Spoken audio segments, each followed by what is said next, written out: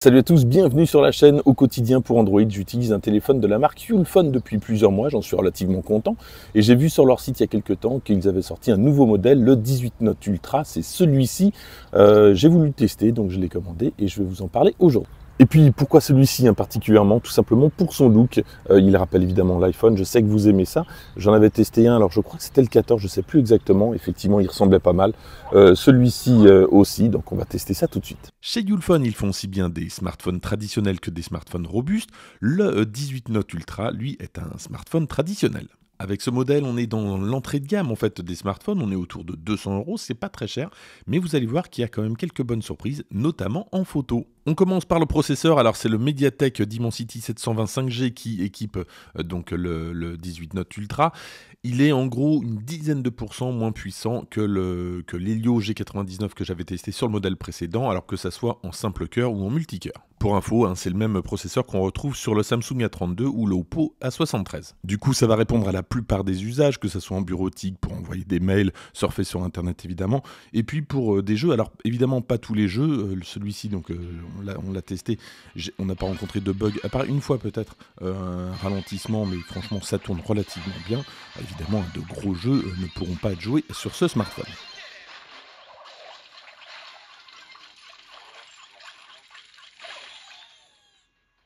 On passe maintenant à la partie photo et objectivement c'est une bonne nouvelle à ce niveau de prix là, c'est la première fois que j'ai enfin des photos acceptables. À l'avant un capteur de 32 mégapixels et à l'arrière deux capteurs, un capteur principal de 50 mégapixels et un capteur pour l'ultra grand angle de 50 mégapixels également. Premier test, donc ici j'utilise l'appareil standard en mode 50 mégapixels et puis ici donc en ultra grand angle, donc je vais récupérer ce mode là dans la partie mort et donc j'ai la possibilité d'utiliser l'ultra grand angle. Alors j'ai fait une première série de photos donc avec des fleurs en gros plan donc pour réaliser un bokeh, alors même si le bokeh n'est pas parfait, on voit que c'est simulé évidemment, mais en tout cas on a quelque chose de très acceptable avec de bonnes couleurs je trouve. Alors même si c'est pas forcément super net, je trouve que les photos sont assez sympas, on arrive enfin à voir quelque chose d'utilisable. Je trouve qu'on a une très bonne colorimétrie, en tout cas pour cette gamme de prix, on n'a pas cet effet sépia qu'on peut retrouver parfois dans certaines photos. Bon là il fait particulièrement beau, donc c'est plutôt sympa, donc ça aide à la photo, mais je trouve que le résultat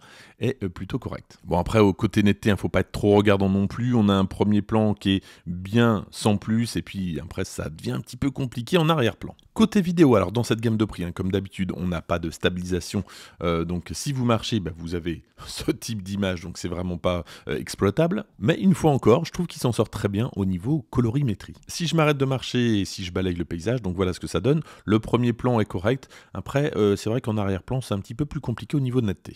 Donc vous l'avez compris, pour une fois, je ne veux pas être trop critique sur l'appareil photo, notamment à ce niveau de prix. Donc là je profite du test de la caméra avant pour faire un test également de son, donc voilà ce que ça donne au niveau du son lorsque vous allez enregistrer. Comme d'habitude c'est un petit peu pareil. Alors je vous dis ça dans le sens où au niveau de la captation du son, autant au téléphone il n'y a aucun problème, les micros fonctionnent bien. C'est vrai qu'à chaque fois que je prends une vidéo avec dans cette gamme de prix, j'ai pas un son exceptionnel, loin de là. Donc deux capteurs, le premier le principal avec une ouverture d'1,95 et le second donc l'ultra grand angle avec une ouverture de 2,2. Un petit mot maintenant concernant l'écran. Alors on a un écran Full HD+, d'une dimension de 6 pouces 78 et on a une fréquence d'affichage de 90 Hz. Là où ça devient compliqué, c'est côté luminosité. Comme toujours dans cette gamme de prix, on a vraiment quelque chose d'inexploitable totalement lorsque vous êtes en plein soleil. Alors autant à la maison, ça gêne pas trop, on a un écran assez lumineux. Là franchement, en plein soleil, on peut pas faire grand chose. Allez, je vous montre quand même à quoi ça ressemble à l'intérieur. C'est quand même sans doute là où vous allez l'utiliser le plus souvent. Côté luminosité, alors je suis au maximum, je vais baisser, je vais vous montrer, voilà ce que ça donne, voilà, donc au max. Mais vous voyez autant à l'intérieur, il n'y a vraiment aucun problème pour utiliser l'écran, je le trouve assez lumineux.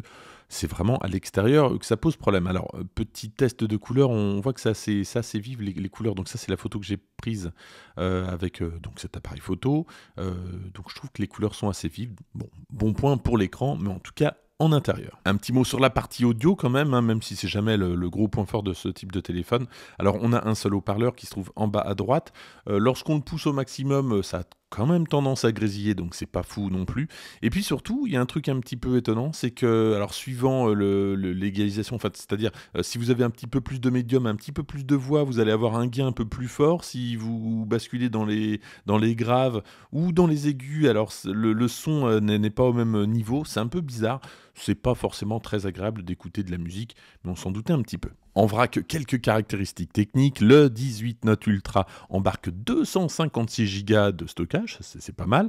Uniquement 6 Go de RAM extensible à 12. Android 13 est de la partie. Et surtout, on a un téléphone 5G, ce qui est assez rare en tout cas dans cette gamme de prix. Deux méthodes pour déverrouiller le 18 Note Ultra. La première, c'est la reconnaissance faciale, mais également un lecteur d'empreintes qui se trouve sur la droite et qui est assez efficace, qui est assez réactif. Capacité de la batterie 5450 mAh, 30 heures normalement en appel.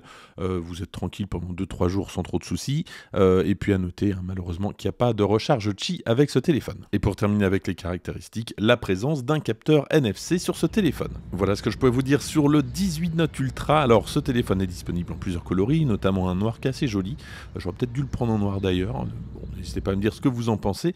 Un téléphone bien fini, comme l'était d'ailleurs le 17. Alors justement, il y avait un petit souci au niveau du 16, je vous en avais parlé. Là, vraiment, on a quelque chose de bien fini. Compatible USB-C évidemment. 5G, on l'a vu. Et puis surtout, donc avec un appareil photo assez intéressant pour cette gamme de prix. Si ce produit vous intéresse, je vous mets le lien dans la description. En attendant, n'hésitez pas à liker cette vidéo, à la partager, à vous abonner. Moi, je vous dis à très bientôt.